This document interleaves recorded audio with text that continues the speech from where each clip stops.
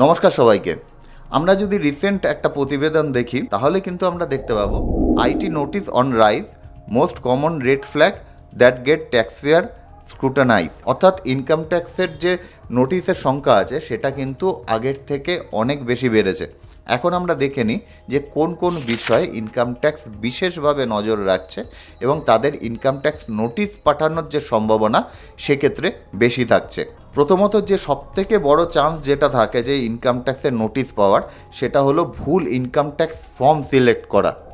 আপনি যদি আপনার ইনকাম ট্যাক্স রিটার্ন জমা করার সময় ভুল ইনকাম ট্যাক্স রিটার্ন জমা করে দিয়ে থাকেন, সেক্ষেত্রে আপনার কাছে নোটিশ আসার সম্ভাবনা সবথেকে বেশি থাকে। এই ইনকাম ট্যাক্সের ফর্ম নিয়ে অনেকগুলো ভিডিও আমাদের অলরেডি আমাদের চ্যানেলে রয়েছে এবং আগামী বছর যদি কোনো কারণবশত দেখা যায় যে ইনকাম ট্যাক্স ফর্মের মধ্যে কোনো চেঞ্জেস আনলো অথবা তাদের ফর্ম সিলেকশানে কোনো ধরনের কোনো চেঞ্জেস আনলো, তাহলে অবশ্যই আমরা নতুন একটি ভিডিও বানাবো। যদি সেই ধরনের চেঞ্জেস না আসে তবে কিন্তু আপনি পুরনো যে ভিডিও রয়েছে আমি ডেসক্রিপশান বক্সে লিঙ্ক দিয়ে রাখবো, সেই ভিডিও দেখেও আপনার ইনকাম ট্যাক্স যে ফর্ম আছে সেই ফর্ম সিলেক্ট করতে পারেন, যার ফলে আপনার নোটিশ আসার যে সম্ভাবনা সেটা কিন্তু অনেক অংশে কমে যায়। এছাড়া দেখা যায় যে scrutiny may be attract for overstated or incorrect deduction. অর্থাৎ আমরা যদি কোনো ধরনের ভুল ডিডাকশান নিয়ে থাকি তাহলেও কিন্তু আমাদের কাছে নোটিশ আসতে পারে। আমরা দেখেছি রিসেন্টলি ওল্ড রেজিমের ক্ষেত্রে ইনকাম ট্যাক্স ডিপার্টমেন্ট খুবই স্ট্রিক্ট হয়েছে তাদের ডিডাকশান অথবা এক্সেমশনের ক্ষেত্রে।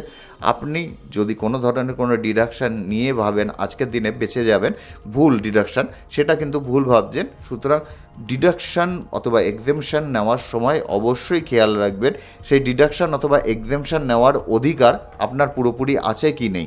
এছাড়া যে কারণে এই স্ক্রুটিনি আরও আমাদের অ্যাট্রাক্ট করছে তার মধ্যে আরেকটি হলো আমাদের কোনো ফরেন ইনকাম থাকলে সেটি যদি আমরা আমাদের ইনকাম ট্যাক্স রিটার্নে না দেখাই। আপনার যে কোনো ধরনের ফরেন ইনকাম থাকলেই থাকতে পারে এবং তার সাথে সাথে আপনার ফরেন অ্যাসেটও থাকতে পারে। এটি দেখানোর জন্য আমাদের ইনকাম ট্যাক্স ফর্মে কিন্তু আলাদা করে ঘর দেওয়া রয়েছে। আপনি অবশ্যই সেখানে ডিসক্লোজ করুন আপনার কোনো ফরেন ইনকাম অথবা ফরেন অ্যাসেট আছে কিনা, তারপরেই আপনার ইনকাম ট্যাক্স রিটার্ন আপনি জমা করুন। না হলে কিন্তু আপনার ক্ষেত্রেও নোটিশ আসার সম্ভাবনা অনেক অংশে বেড়ে যায়। এছাড়া যে কারণগুলো আমরা দেখতে পাই সেটা হলো এআইএস মিসম্যাচ।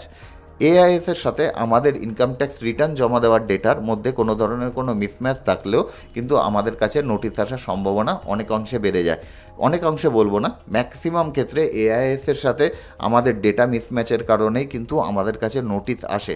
এর সাথে সাথে অবশ্যই আপনি আপনার যখন ইনকাম ট্যাক্স রিটার্ন জমা দেবেন আপনার 26AS অবশ্যই দেখে নেবেন যে 26AS এর সাথেও আপনার ডেটা মিলছে নাকি।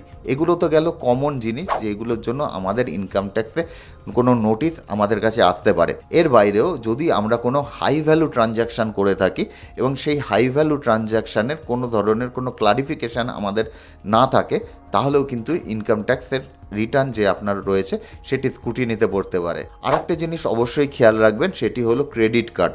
আপনি যখন কোনো ক্রেডিট কার্ড ব্যবহার করছেন, ধরে নিলাম আমার ইনকাম রয়েছে 5 লাখ টাকা, আমি বছরে আমার ইনকাম দেখাচ্ছি, কিন্তু ক্রেডিট কার্ডে বছরে 10 লাখ টাকা খরচ করে ফেলছি।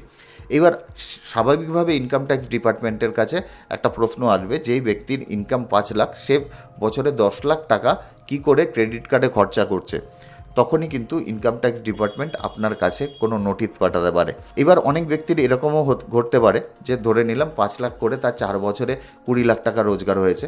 4 বছর ধরে আমি কথার কথা ধরে নিলাম সে কোনো ধরনের কোনো খরচা করেনি, 20 লাখ টাকা তার কাছে জমেছে। এবার সেই ব্যক্তি 1 বছরে গিয়ে 10 লাখ টাকা কোনো কারণে ক্রেডিট কার্ডে খরচা করলো, সেক্ষেত্রেও কিন্তু ইনকাম ট্যাক্স ডিপার্টমেন্ট আপনার কাছে কোনো ধরনের কোনো নোটিশ পাঠিয়ে দিতে পারে।